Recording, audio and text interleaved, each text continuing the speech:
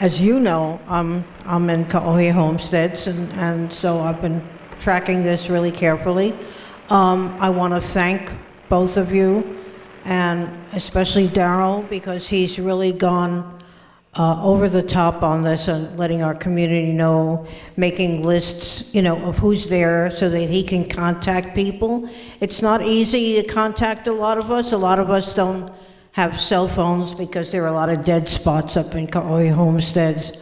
So anyone who's here tonight from Kaohe Homesteads, if you haven't signed up with Civil Defense with your contact information, please do that so that they can reach you and let you know.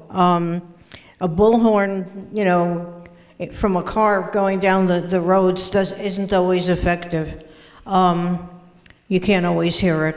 Those of us or if there are people who wish to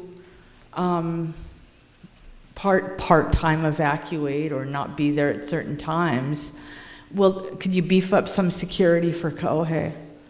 I mean, can we get, so that we know that we're not going to be, looted?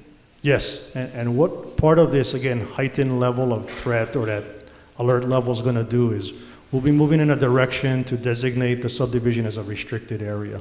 And that's so that only residents and property owners can go in and have the area secured and patrolled, whether by private security or working with the police department or other resources. But yes, it's secure. So at this point, even at this point with the emissions, it's dangerous to a lot of people. I mean, it says right there on your website that even if you're healthy, you can be experiencing health issues at this level. So when is that going to be? As we mentioned earlier, it would probably be over the next 1 to 2 days that we'd be raising that threat level. And then we'll be out in your community in Kaohe. Actually, our office will be out there tomorrow. We want to make sure we made contact with everyone in the community. As recent as today, I had a call from a gentleman in Kaohe that didn't know what was happening.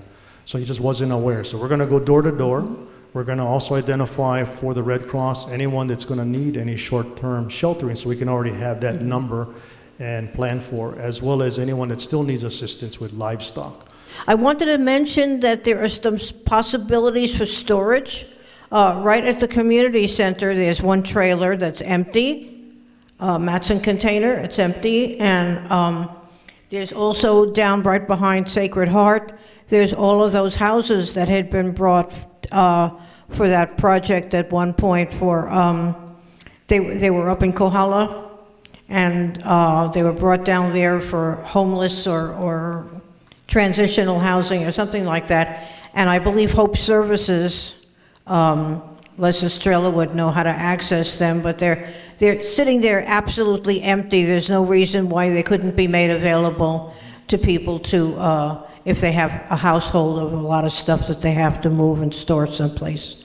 So, and I hope you're continuing to look at other possibilities for storage. Thank you, thank you. Thank you.